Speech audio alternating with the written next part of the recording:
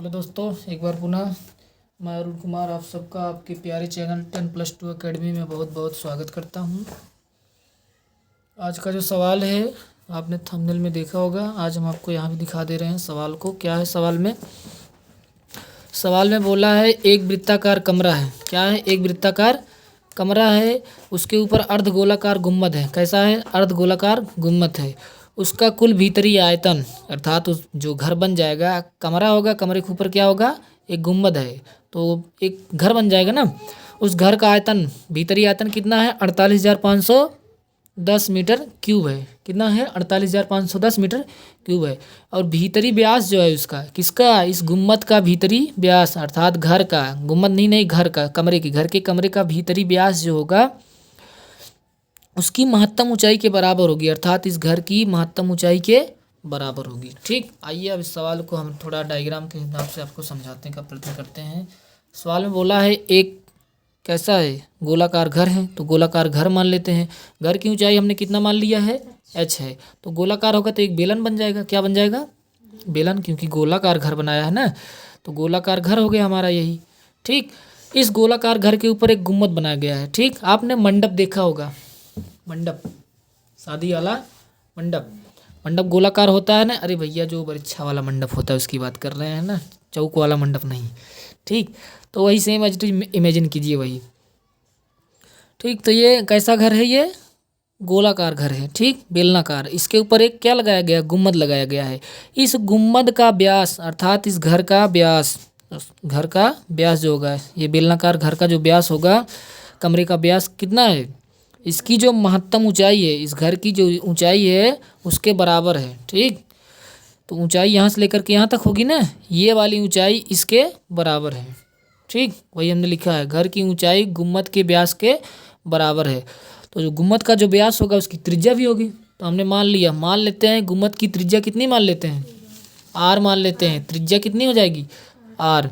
माने हैं कि गुम्बद की जो त्रिज्या है, ये त्रिज्या कितनी है? आर।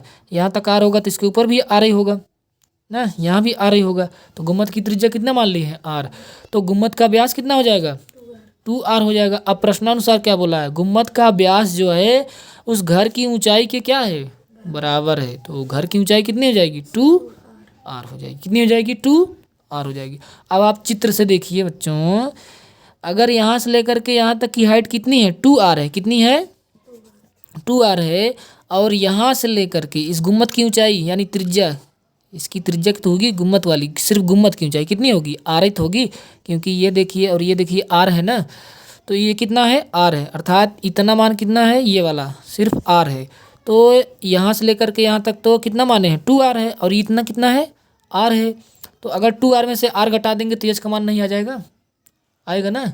अर्थात कमरे की ऊंचाई एच का मान कितना आ जाएगा? 2r माइनस आर हो जाएगा। अरे भैया, यहाँ से लेकर के यहाँ तक की ऊंचाई 2r है और यहाँ से लेकर के यहाँ तक r है, तो इतनी बची हुई कितनी हो जाएगी? 2r minus are. कितना आ जाएगा? r आ जाएगा। अर्थात यच का मान कितना आ गया? r। यच क्या है? इस कमरे की ऊंचाई है। कमरा किस तरीके का है? किस आकार का है?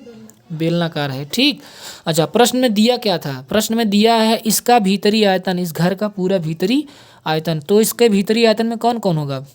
कितने आकृति से मिलकर इसका भीतरी आयतन है? तो उसका आयतन जो हो जाएगा, इस बेलन का आयतन और इस अर्धगोलाकार का आयतन। गुम्बद कैसा है? अर्धगोला है। ठीक, तो अर्धगोले का आयतन और इस बेलन का आयतन को जोड़ देंगे तो कितने, वो की कितने के इक्वल है? 48,510 के बराबर आना चाहिए। तो गोले का, अर्धगोले का आयतन कितना होता है? हम जानते हैं गोले का आयतन होता है 4/3। 4/3 का आधा कर देंगे तो 3 दूना 6 पाई आर क्यूब हो गया ना। अर्थात इस गुम्बद का आयतन। और नीचे देखा भाई, जो कमरवा रहा, कमरवा कैसन रहा? बेलन की न्याय रहा, बेलन की न्याय। ठीक, तो बेलन का आयतन कितना होता है आप लोग जानते हैं? पाई r square into H.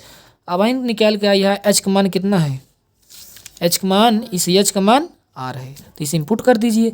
4/6 pi r cube plus pi r square है, एच का मान भी आर है, बराबर कितना है? 48,510 है। ठीक, कितना है? 48,510 है। तो जैसे यहाँ करेंगे तो 4/6 पाई आर क्यूब, फिर यहाँ प्लस करेंगे और यहाँ पाई करेंगे आर क्यूब हो जाएगा यहाँ पे, पाई आर क्यूब बराबर कितना कर देंगे 48,510 कर देंगे कितना। अब इसमें देखो ये पाई आर क्यूब कॉमन हो जाएगा, तो कॉमन ले लें, पाई आर क्यूब कॉमन ले लेंगे, यहाँ बचा कितना 4/6 + 1 इक्वल टू कितना हो जाएगा 48,510 हुआ। अच्छा अब हमको पाई आर क्यूब कर लेते हैं, इसको सॉल्व करेंगे तो 6 एकम 6, 4 एकम 4, क्योंकि यहाँ तो एक ही होगा, तो 4 एकम 4, 6 एकम 6 पूरे के बटे 6 कोष्टक बंद बराबर 48,510। अब देखो यहाँ पाई आर क्यूब, तो 4 एकम 4, 6 एकम 6, 6 4 10/6, इधर कितना कर दें 48,510। ठीक, हमको चाहिए क्या आर क्यूब का मान चाहिए, क्या चाहिए आर क्यूब का मान चाहिए, तो आर क्यूब यहाँ अलग कर लो, बाकी सबको किधर भेज दो, इधर भेज दो 48,000 के पास, 48,510, तो 6 जाएगा तो हर में है तो इधर जाएगा तो किस में हो जाएगा अंश हो जाएगा, यानी 6 का गुणा हो जाएगा, और ये 10 किस में है अंश में, तो इधर आएगा तो हर में हो जाएगा, और पाई किस में है इधर, पाई किस में है इधर अंश में, तो इधर आएगा तो किस में हो जाएगा हर में, तो यहाँ कर देंगे पाई। ठीक, तो आर क्यूब का मान इतना हो जाएगा। अब इसको काटिए पीटिए, काट पीट के बराबर करिए। ठीक, काट पीट के बराबर करेंगे तो आ जाएगा आपका आंसर। चलिए हम आगे पेज पे चलते हैं, आगे पेज तो और रंगा हुआ है। ठीक, चलिए इधर कर लेते हैं, कितना था आर क्यूब बराबर कितना आया था 48,510 भागे पाई था, इधर कितना था 6 का गुणा था शायद, नीचे 10 था, नीचे 10 है शायद, हाँ नीचे कितना है 10 है।